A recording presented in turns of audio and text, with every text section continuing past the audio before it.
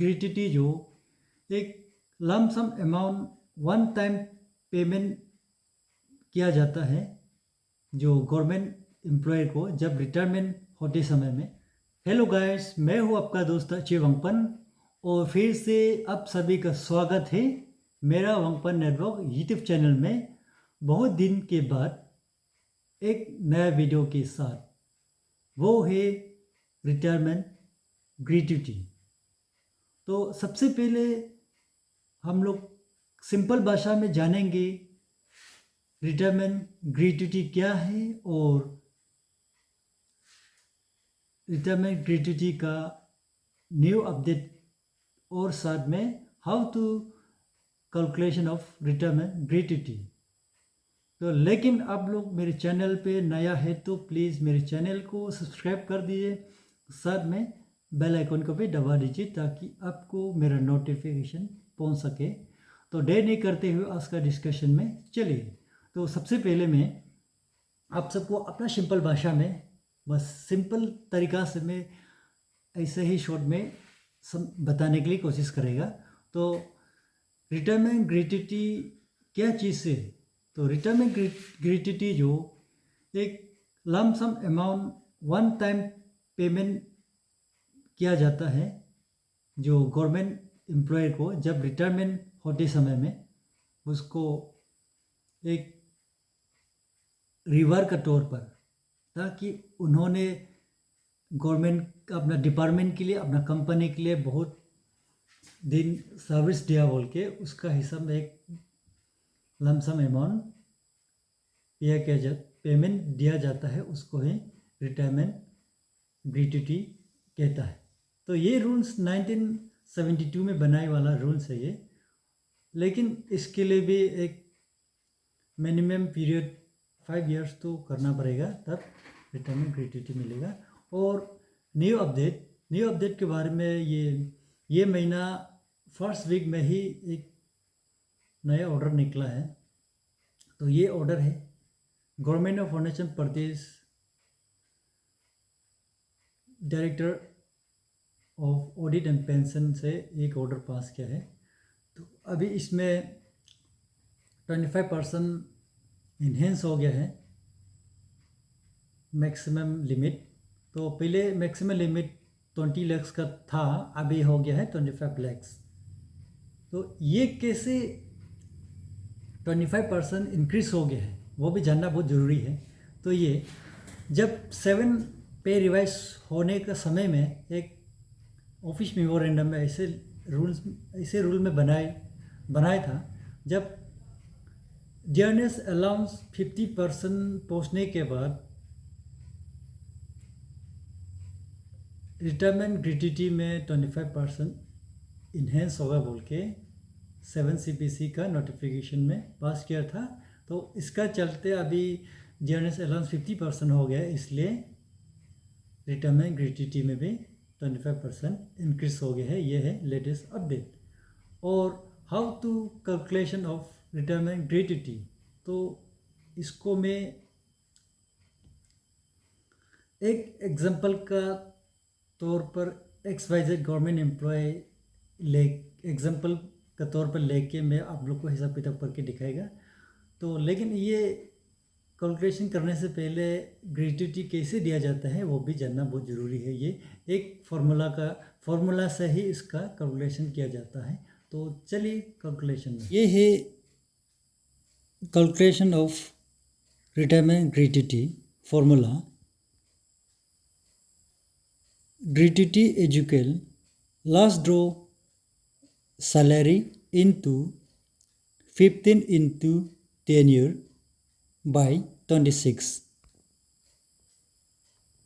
ये है रिटायरमेंट का ग्रेट्युटी निकलने का फॉर्मूला।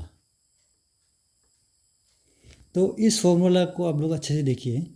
लास्ट ड्रॉ सैलरी क्या है, सबसे पहले वो उसको जानना बहुत ज़रूरी है। ये लास्ट ड्रॉ सैलरी मतलब अब रिटायरमेंट का समय में आपका पे स्केल, बेसिक पे प्लस DA पर्सन, उसको ही लास्ट ड्रॉ सैलरी कहता है। और नंबर 2 में 15 क्या है? 15 का मतलब 15 मीन्स 15 डेज एक्स्ट्रा सैलरी पर ईयर्स। आपको साल में 15 दिन एक्स्ट्रा सैलरी के लिए गिना जाता है। ये है 15 का मतलब एक्स्ट्रा सैलरी पर ईयर्स, साल में 15 दिन। और टेन्यूर क्या है? टेन्यूर मतलब आप का कितना ईयर्स आपने नौकरी किया है, सर्विस किया है, लेंथ ऑफ सर्विस या number of years of service, आपका कितना साल सर्विस दिया है अपना डिपार्टमेंट के लिए या अपना कंपनी के लिए, वो है टेन्यूर। और लास्ट 26 क्या है? तो 26 means the number of working days per month is taken has 26 days. तो रिटायरमेंट ग्रेट्युटी के लिए एक फॉर्मूला में ऐसे सेट किया है कि महीना की जो एक महीना में 30 डेज होता है या 31 डेज होता है, लेकिन इस रिटायरमेंट ग्रेट्युटी फॉर्मूला बनाने के लिए 26 डेज को ही दिया गया है। तो एक महीना में आपको 26 डेज वर्किंग डे ही मनाया गया है पर मंथ। तो 4 डेज जो कैसे 4 डेज कैसे माइनस हो गया? 4 डेज जो महीना में 4 डेज को संडे के लिए माइनस किया गया है। तो एक महीना में 4 दिन संडे आता है, तो इसलिए 4 डेज को हैज़ संडे हॉलीडे बोल के माइनस किया है। और 26 डेज को ही काउंट किया गया है वर्किंग डे के लिए। तो ये है फॉर्मूला, आप समझ गया होगा। तो अभी हम एक एग्जाम्पल के तौर पर XYZ गवर्नमेंट एम्प्लॉयज़ उसको लेके हम आपको ग्रेजुटी का कैलकुलेशन करके दिखाएगा। तो ये for example XYZ government employers, उसका बेसिक पे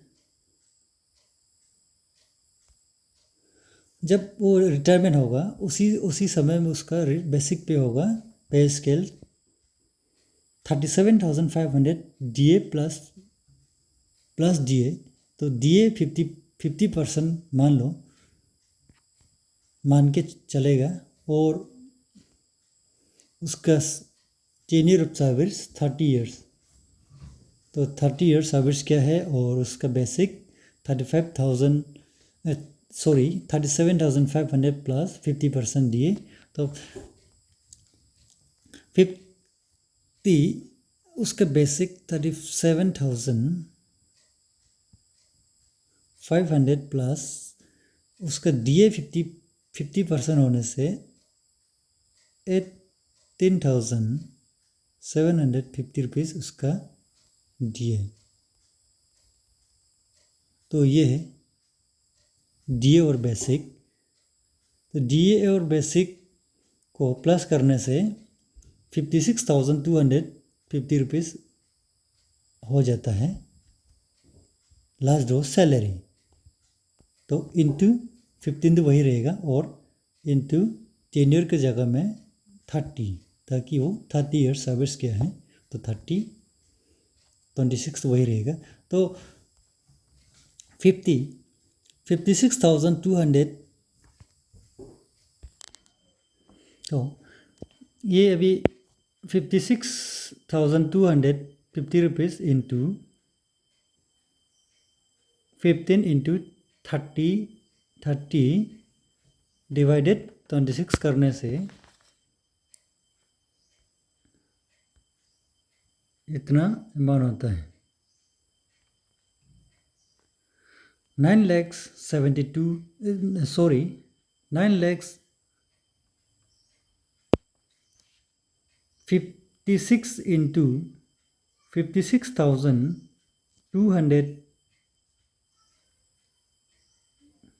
56,250 rupees into 15 into 30 divided 26 करने से 9,73,557.7 आता है।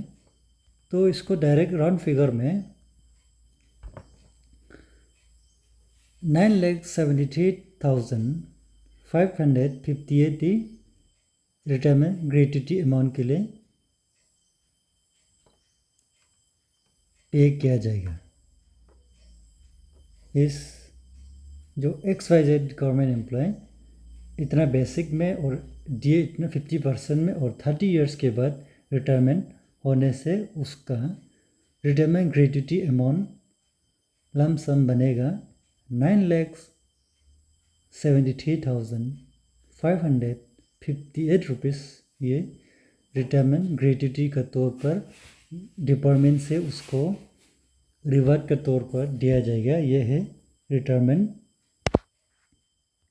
ग्रेट्युटी निकालने का फॉर्मूला। गाइस, आप लोग वीडियो को देख के समझ गया होगा रिटायरमेंट ग्रेट्युटी क्या चीज़ है और न्यू अपडेट क्या हुआ है और कैसे हिसाब किताब किया जाता है। फिर भी किसी को अभी तक भी डाउट है या कंप्लीट समझ में नहीं आया है तो कमेंट्स करके पूछ सकता है, मैं बताने के लिए कोशिश करूँगा। और ये वीडियो को अच्छा लगा तो लाइक एंड शेयर करना मत भूले। और मैं आज के वीडियो यहाँ में इन करता हूँ। Thank you for watching my video. Bye bye.